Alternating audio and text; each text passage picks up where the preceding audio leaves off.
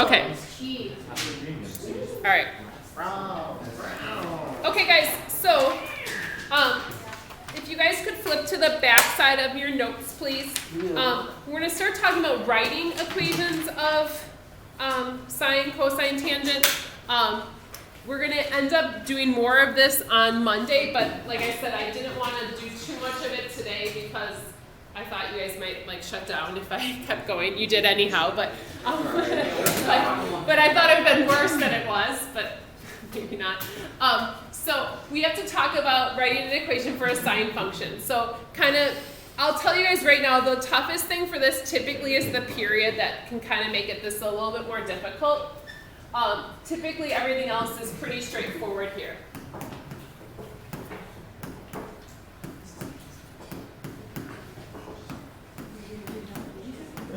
All right, so if you guys recall, we talked about the amplitude being A. The B value helps us determine our period. And remember, with sine, the period is 2 pi divided by B. So again, figuring out how to put the period into the equation is the toughest part, probably. Then don't forget that the C is always the opposite of what you expect. So C is kind of, if it's to the left, it's positive, and the right, it's negative. It's kind of opposite there. So starting off easily, here the period is 2 pi. So what does that mean my B is going to be? 1. So this one's a nice one. When the period is 2 pi, it's pretty straightforward. When we write this equation, the amplitude is 4. I'm going to put that first. The B value is just 1, so I don't need to do anything with that. Phase shift is the left and right shift. That's none. So I can just do X. And then it's just going to be up 3. Okay. So again, this is kind of just getting our toe wet a little bit in terms of like what we're doing on Monday. We're going to write more complex equations or use it like kind of in real life situations. And like I said, I was planning on doing that today, and then I was afraid that it'd be rough. So in this case, the period is pi, and hopefully you guys are good enough, you're getting good enough at these to kind of figure this out. But if you don't, if you have 2 pi over b, and it's supposed to equal pi, what does b have to be? B is going to be 2. Now this time the amplitude is 1. This is left pi over 3. So it's actually going to look like positive pi over 3 in our equation. So remembering that that one's the opposite of what we expect. Now the phase shift has to be in the parentheses. So this is going to be y equals, amplitude was 1.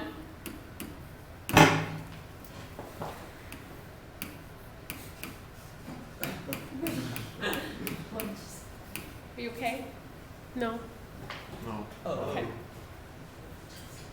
I thought it wasn't about pool. Okay. That's what I was worried about. I was like, if you're getting mad about pool, if you need to step out for a second, then, whatever you need is okay.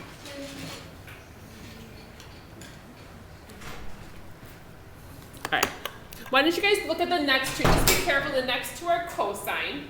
So take a minute there.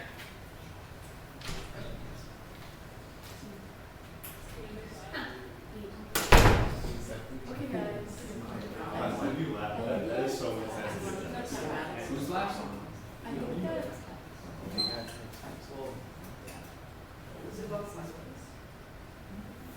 Yes, it's you're just like my eyesight's like 100%. Carter, did you get this from? I didn't do that.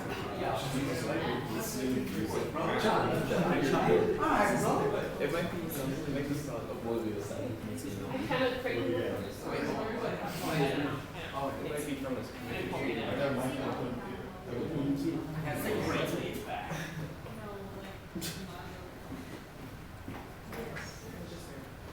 If I look down and stuff. yeah, I saw the pool. Well, that's not bad. That's what I looked down And then I looked at, and then I It's saw you phone playing thing. pool, And I was like, okay, now I'm going to bed shop. I don't think it was like Josh's one. It does get a little bit. Yeah, right. I mean, it's like, I live in a house of boys. They get mad over dumb stuff sometimes, but no, I don't know that. All right. So. That was probably $1 million game of pool. Right. Seriously. Okay, so cosine doesn't really make these any different. Again, other than the period is just a little bit tougher. Now, just a reminder that period is typically 2 pi, even for cosine. So again, when we're doing this, a cosine, and then we have bx, and then minus c plus d. So nothing's really too much different here. I just try to change up a few of these. Now, this one, the phase shift's kind of weird. Now, if we were graphing this one would probably be a strange one for you guys to graph, but if we're just writing in the equation, don't let it bother you that there's not a pi there. So it's just write 5. Again, the period in this case, so this will be minus 5. But the period is 4 pi. Normally it's 2 pi over b. If it's 4 pi, what's my b value? It's going to be half, so it's going to look like x over 2 in the problem. So b is going to be half. So 3 cosine, and then we'll do half x, and then minus 5.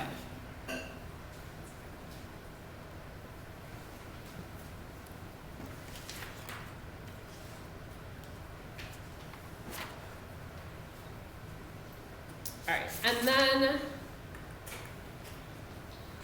finally, our period in this case is pi over 2. So 2 pi over b needs to equal pi over 2. So what's our b going to be? Jolie, sorry. For the last one, is it okay if you do x over 2? Oh yes, yeah, theta over 2, anything like that. Yeah, that's fine. Sorry, thank you. Yeah, and yeah, Becca had said that, and I didn't write it that way.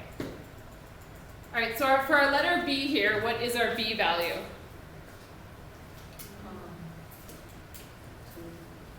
What value would make 2 pi over b equal pi over 2?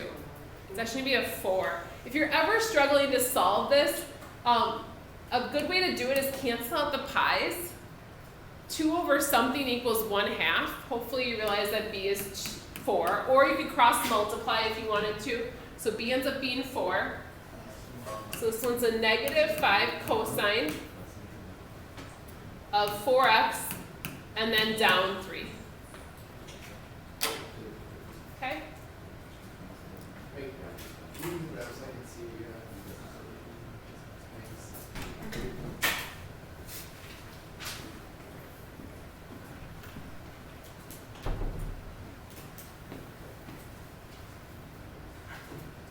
So let me get you guys a worksheet.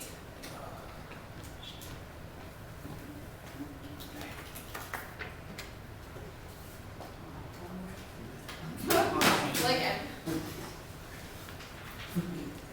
I did it. We passed this over to here.